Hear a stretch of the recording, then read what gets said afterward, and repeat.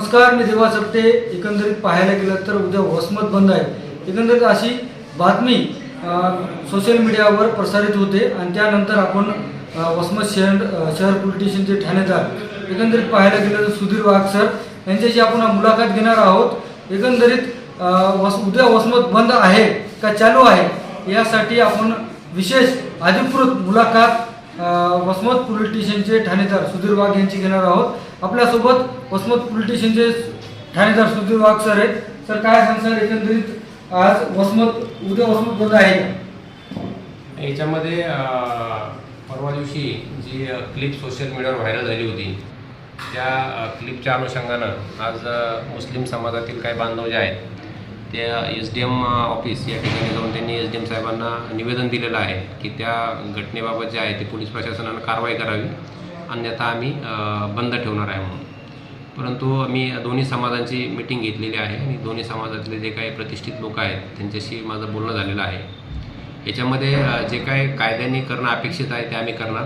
ज्याची कुणाची याच्यामध्ये चूक असेल किंवा ती सोशल मीडियावरची जी क्लिप आहे ती आम्ही व्हेरीफाय करून त्याच्यामध्ये कायद्याने जे काही सेक्शन्स लागतील किंवा नाही लागणार त्या पद्धतीने आम्ही कारवाई करणार. आणि उद्याचा जो बंद आहे तो उद्याचा बंद जो आहे तो समाजातील सामाजिक सलोखा जो आहे शहरातील तो कायम राहावा, कुठल्याही प्रकारची धार्मिक तेढ निर्माण होऊ नये याच्यासाठी उद्याचा बंद जो आहे तो आम्ही आवाहन केल्यानंतर मुस्लिम समाजाने त्याला योग्य प्रतिसाद दिलेला आहे आणि उद्याचा बंद जो आहे तो मागे घेण्यात आलेला आहे.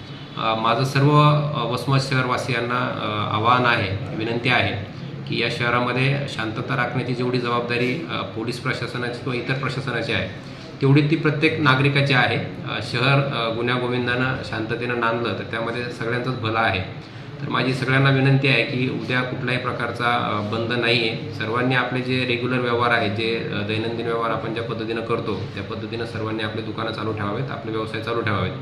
आणि कुठे कोणी काही जोर जबरदस्ती करत असेल तर स्वतः त्यामध्ये इंटरफेअर न करता आम्हाला फोन करावा. आम्ही त्या प्रमाणात बंदोबस्त लावलेला आहे. यासाठी देखील आम्ही बोलून घेतलेली आहे. कुठेही शहरामध्ये कुठल्याही प्रकारचं तणावाचं वातावरण निर्माण होणार नाही याची आम्ही सर्वतोपरी काळजी घेत आहोत.